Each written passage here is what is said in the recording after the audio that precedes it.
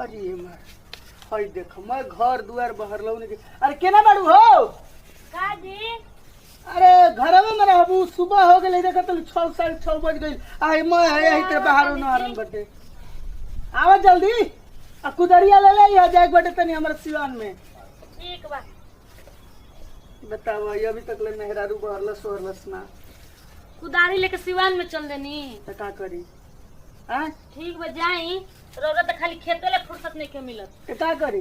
आ बबुआ phone on कइले रहनी वहां के कहिए कहत रही आवे के अभी तक लेनी ना होती तो उहो ना संगवा में करवैती का मामा। देखा ना हम तो भुलाइए गए नहीं तारल बतावे के का फोन कइलो रहे बच्चावा कोलो से की एबार आईम भाभी ले बता दिया आ ओकर तो जानते बड़ू मन पसंदीदा का खाना हो। ठीक है तो बना दे हम तब जा तनी था घुघुनी बना दी हो ठीक बउए ठीक ना।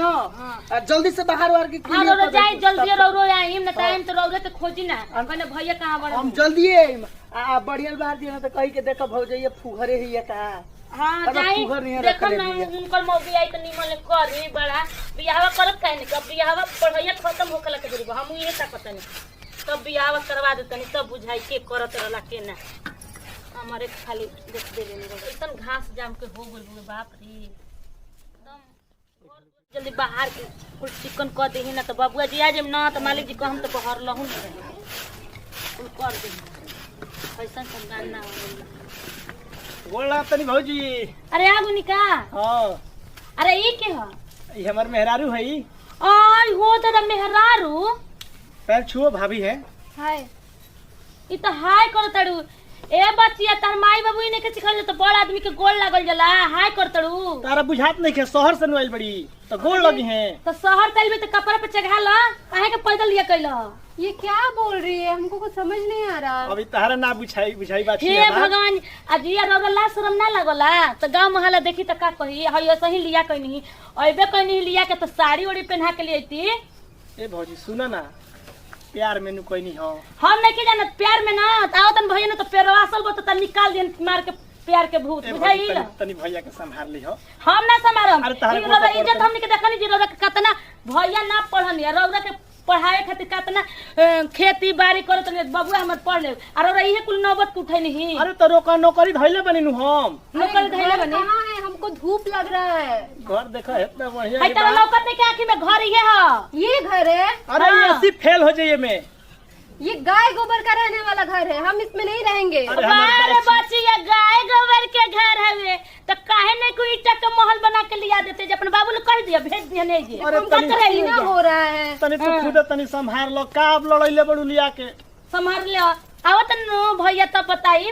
तुम मुझसे बोले थे ना कि बिल्डिंग है मेरे घर में एसी लगा है, कहाँ है एसी? अरे तू बनी नु अभी देले बनी एसी ए जब बेसी बहुगे एसी नहीं थे। देखो भौजी कितना बढ़िया से ये रहली। क्या बोलती है? तुम भी क्या बोल रहे हो? मेरे को समझ में नहीं आ रहा है, हिंदी बोलो तुम। देखो जैसे भाभी रहती है ना वैसे तुम भी थोड़ा एडजस्ट कर लो। हम नहीं एडजस्ट करेंगे, ऐसे घर में कौन रहता है?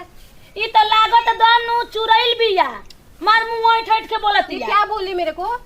तहरा ना बुझाई तार तनी अंग्रेजी तेज हनु तो तहरा का हम अंग्रेजी में समझा दे ठीक बा। अभी क्या बोली? ये चुड़ैल किसको बोली? अरे तहरा के ना बोलनी हो ठीक बा। तारा के ना बोलनी होने उड़ के जात रहे वो करे के बोलनी अच्छा तुमको चुड़ैल दिखता है क्या? हां तनी एडजस्ट कर लो। दम बन बात कर बेदी कहां ले लिया कोई नहीं। तारा के माने नहीं आता के तने बढ़िया देवर है तनी एडजस्ट कर लो। रुकी ना भैया होतन तब हम बतावतन। अरे घर में चलो ना, गर्मी हो रहा है। आओ तारा के घर में हम लिया चली देखो ककरा बढ़िया घर बा। इसमें कैसे घुसेंगे? इतना आओ छोटा तनी निहुर दरवाजा जा है। तनी निहुर अरे जा आवा ना निहुरा निहुरल नहीं का देखो ये हमार घर बा।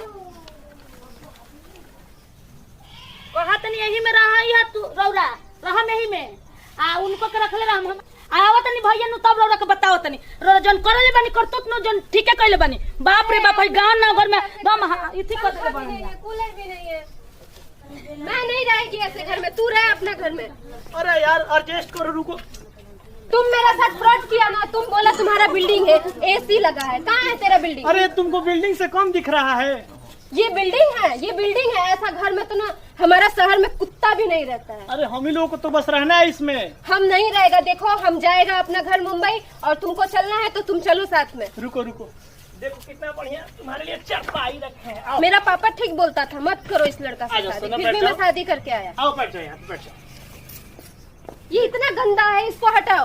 अरे तो झाड़ दे रहे हैं, बैठो। मेरा घर का बेड देखा था? अरे देखे थे, बैठ जाओ। देखो तो कितना अच्छा हवा लग रहा है। जोर से घुमाओ। लो, और तेज हिलाए। हाँ और तेज हिलाओ, हमको बहुत गर्मी होता है।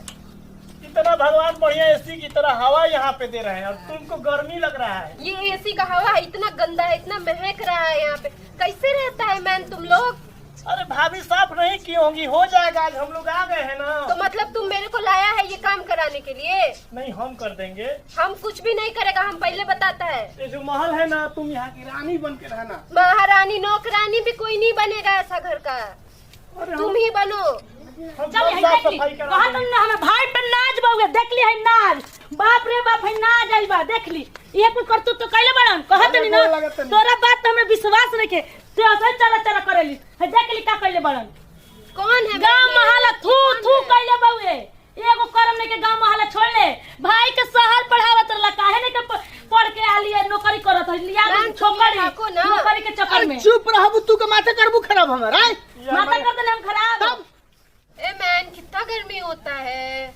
बाप रे बाप ई का बोलत ये दम देखत नहीं बुझाता कहां के इंग्लिश मॉडल वाली आई बड़ी। पूरा तेज तू चुपचाप रहबू कि करबू माथा अरे मत हमरा के चुप करा तो नीला शर्म नहीं के लगत बड़ भाई के आगे बेना हकत रही रौरा हमरा के बेना हकले हनी। हिलाओ ना, हां हमको गर्मी हो रहा है। ये कुल डरामा बा घर में। बाप रे बाप जोर से हिलाओ। ये भैया है, पैर छू के आशीर्वाद ले लो। मैन हम इसका पैर छुएगा? हम सिर्फ अपना गॉड के सामने नेल डाउन करता है और किसी के सामने नहीं करता। घर से देख ली खेलवा है दी का क्या? जने गोट पट कइले बड़ी ये कुल तो करे आई बड़ी। तारे नानू बुझाई हो। रौरा खाई के चुप रह तू। अरे हेन सुन, हेन सुन, हेन सुन। बार घुसल सोच जीवे। पहले ही बता कोई के अरे ए मैन ये तुमको क्यों मारता है क्या? मेरे पति को? रुको ना, बता लेने दो। ए भैया सुनो ना, का हम प्यार कर ले रहनी हो। प्यार कर ले। अरे अरे बतिए बात। हां बतिए प्यार तो बहुत धैले रहला। हां तोरा कोई के तो भूत में लेके आ गया। सपना लेके पढ़े खातिर न विदा कर ले रही मुंबई रे। हां अब तू बता को हई हमनी के दिन दस देखावे खातिर मारे के भेजले मुंबई। नौकरी लागल बनू, अब तनी मनी उहो हो गल तो का करी।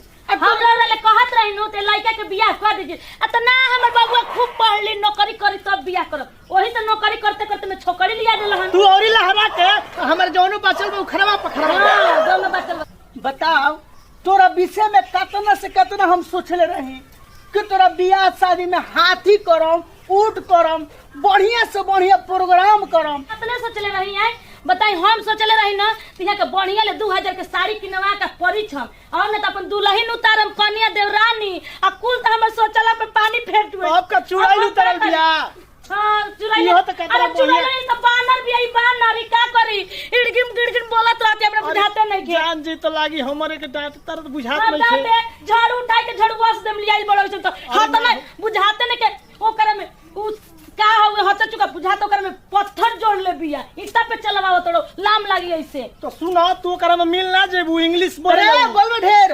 हां ए भैया तनी देख लो, भौजी के बोला कि मान जा। जो बाबू जो तोरा से हमरा कभी उम्मीद ना रहल कि तू ऐसा करबे।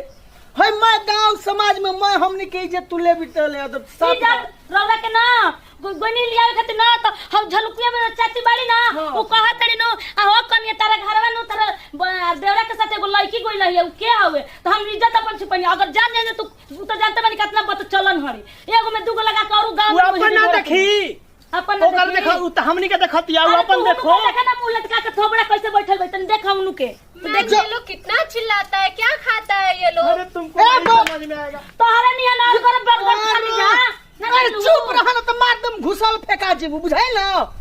चलो छोड़ दे जैसे कले बात ये समझिया रखी। चल अरे चलो तनी हम तो चाहते बानी हमारा बात सुने के बा। कहाँ गया ये लोग? तुमको नहीं समझ में आएगा, बहुत गुस्सा में है। क्यों गुस्सा है मैन? इतना गंदा घर में मेरा जैसा लड़की आ गया, अब क्यों गुस्सा है ये अब लोग? गंदा कह के तुम और इसको भाभी से लड़वाओ हमको। तो गंदा है तो गंदा ही बोलेगा ना। तो देख लो थोड़ा प्यार में सब चलता है। मैन देखो हम पहले तुमको बोला था हम अपना डैड का घर में कैसे रहता था, हम वैसा ही रहेगा। हमको घर बनवा के लाके दो और ये हिलाओ, हमको गर्मी हो रहा है। हम एक बढ़िया सा बिल्डिंग खरीद देंगे और तुम अच्छे से रहना, लेकिन मैं अभी तो तुम कब फिलहाल भाभी खरीदेगा? के साथ रहो। अरे वो मोटी, कितना मोटी है उसको देखा है, वो कितना चिल्लाती है। तो मोटी है तो उससे तुमको क्या है, तुम अपना फिटनेस हो ना, तुम ठीक हो, तुम ठीक रहो। तो तुम उसको बोलो कि उनका मेरे दाज मत सामने करो। चिल्लाएगा नहीं। उनका दाज मत करो। चलो अंदर तुमको मैं बिस्तर लगा देता हूँ, आराम करो, बहुत ज्यादा थक गई हो। मैम हमको ना बहुत देर से भूख लगा है, हमको कॉफी बना के दो, हम कॉफी हाँ, पिएगा। दे रहे हैं। आओ अंदर आओ। ऐसा घर है देखो तो इसमें घुसने पे यही बाल में घुस जाता है। अरे ठीक है, आओ बैठो। होई देखो, ये अभी ले सुतल बड़ी, सोहर बनेले बड़ी, किरिन हेले आ गई। ए सुना सुना, क्या है मैम, सोने दो ना। अरे उठो, कुछ भाभी के साथ मिल के काम करो। कितना मेहनत से तुम दोनों को मनाया हूँ मैं। मैम तुम एक बात बताओ हमको, तुम यहाँ हमको काम कराने लाया है? देखो जितने दिन है उतने दिन कम से कम मिल के सुनो, रह जाओ। सुनो, सुनो, उसके तुम बाद सुनो ना, उसके बाद हम लोग शहर चलेंगे ना, देखो, 2-4 दिन मिल हम के काम आएंगे। करेगा लेकिन उसका भाषा ही नहीं समझ में आता है मेरे को, तो मैं क्या करे? हाँ तो सुनो, भाभी से सीख लो, ठीक है? मैं भाभी भोजपुरी सिखाएगा। अरे हम बचिया, हम तरह के सब भोजपुरी सिखा दे। हमरा तो कतना बोले आवेला, तरह जो ना होती हम सब बता दे। अरे हमर भाऊजी, तू तो जानते बड़ा। हाँ सिखा देबू तो तारा संगे मिल के काम करी हम तारा संगे। ठीक बा ठीक बा। अब बुझाइबे ना करी तो छोड़ छाड़ दी हम। ना हम सिखाएम ना अपने संगे काम करवावे खातिर। भाभी तुमको सिखाएंगे, सीख लो ठीक से। हाँ ठीक है। आज जितना दिन रहना है अच्छे से रह लो और तब तक सीख लो, ठीक है? सुनो, भाभी जैसे जैसे बोलेंगी ना वैसे तुम बोलना, सीख जाओगे। चलो ठीक है, ये जैसे जैसे इच बोलेगा मैं वैसे वैसे बोलेगा। हाँ, ठीक है ठीक है। चलो ठीक। हम जाते नहीं भाभी, तनी हाँ भैया के तनी काम उम संभालवा। हाँ जाई जाई, भैया संगे काम करम तो भैया ऐसे खुश रह हमरो पे। जाई देख ठीक ले। बा, सिखा दियो। ए मैम तुम जल्दी जाना, हाँ देर हाँ नहीं करना। हम जल्दी आएंगे। ए बचिया, ऐसे गोड़वा करके बैठा, ऐसे ना बैठल जला गोड़ लटका के, हमरा नियन बैठा। ए बच्चिया, ऐसे करके बैठा, ऐसे लटका के ना बैठल जा। अरे एकदम हमरा के चाट के उजर कर देबू का? अरे एकदम हमके चाट के उजर कर देबू का? अरे तोरा के ई नइखी कहत बोले के। अरे तोरा के ई नइखे कहत तू हमरा के कहत रे? तू हमरा के कहत रे? तू मुंहे नोच ले। तोर मुंह नोच ले। आई दादा, ई तो हमरा के कहत है, मुंगा दे हम। आई धोके तोर मुंहे नोच ले हम। क्या बोलती है? ढाक के तोर मुंह नोच ले हम। अरे बचिया, ई नइखी कहत। अरे बच्ची ई नहीं कहत। हे भगवान, ई कैसन मुसीबत में फंसा देली पगली, कहाँ ले आइल बिया। हे भगवान, ई कैसन मुसीबत में फंसा दिया, ई कैसन पगली आइल दिया। अरे तू हमरा के कहत रे? अरे तू हमरा के कहत रे? अरे एकर माई बाबू कुछ नहीं के सिखल। हे भगवान, अरे इकर माई बाबू कुछ नहीं के सिखैले। हे भगवान, अरे कल मुही तो झोटा के बाद दे। अरे कल मुही तो झोटा के बाद दे। आई दादा, ई तो हमरा के कहतिया। आई दादा, ई तो हमरा के कहतिया। अरे दम तू पगल थिए का हाल पगले। अरे एकदम तो पगली थिए तो हाल पगले। अरे दम ई हमरा के मुंगा दिकारे, का जाने कहाँ ले भरौनी आइल बिया। क्या बोलता है? हाँ, अरे ई एकदम हमके मुआ दिकारे, ई कहाँ ले भैरवनी आइल बिया। अरे दम बानरे हारू का? अरे एकदम बानर हारू अरे तू हमरा के कहत रे? अरे तू हमरा के कहता रे? हे भगवान, ई तो घर के नाश कर दी। तू रह गई जो हम जाते। हे भगवान, तू तो घर के नस करती रे, तू जो जैसे। तू हमरा के मार ले, तू हमरा के मार ले, तू हमके मार ले, तू हमके मार ले। तब तू चपलवा छोड़ ना। तब तू चप्पलवा ही छोड़ना। तो अबे तोरा के हम बता दे। तो अबे हम तोरा के बता दे। तू हमरा के बतेबे? तू हमके बतेबे? नेटिया तो चिप दे। नेतिया तो चिप दे। तू हमार ढाके तो नेतिया चिप दे। अरे कल मुहिया बहरिया तो तोरा के हम बतावत तनी। अरे कल मुहिया आओ बारियत तो के हम बतावत नहीं। अरे तू ना मनबे। क्या बोलती है? अरे तू ना मनबे। अरे का पहले बोल लो। अरे दादा, अरे दादा, ई तो हमर माथा दम खराब कर दी रे दादा। जा अरे दादा, ई तो हमर माथा एकदम खराब कर दी दादा। अरे का होते घर में कुछ बताइबू जा। हम तारे के अरे हम ना बताई, मी ये बताई नहीं लिया बनरी ना। अरे हम ना बताई, ये बताई। अरे का इधर बोलती है रे? अरे हम कहानी भोजपुरी सिखा के भौजी के कान में कैसे लड़ाई कर लेली हम। हम सीख लिया भोजपुरी, पता है क्या क्या? ये हमको कलमुही सिखाया, ये कलमुही है और सिखाया। हाँ सीख ली हाँ अरे ई कहाँ ले लेबै तो हमारे के कुल तो गाड़ी आवे लगती है हम एकरा के सिखावत नहीं तो देखो हम बोल के दिखाए यार ई को कहाँ से लेके आया ई तो हम के घर आवती है। तारे तो सीखा तारी अरे साला हम अरे नहीं से ले ले भाग ऐसे लिया के जो हम तो बाहर निकल जब हाथ लिया के जो जल्दी ना तो कहती हमारा तोरा बहुत बुरा हो जी बाबू हम अभी केस कर देगा तुम्हारा बोली ना लिया के जी बाबू बोली ना तो ना लिया के जो अब जी तो दम मार दम पगला देले बैठनी काज नहीं कैसे नहीं के छोरा उछिया जुआ ढाल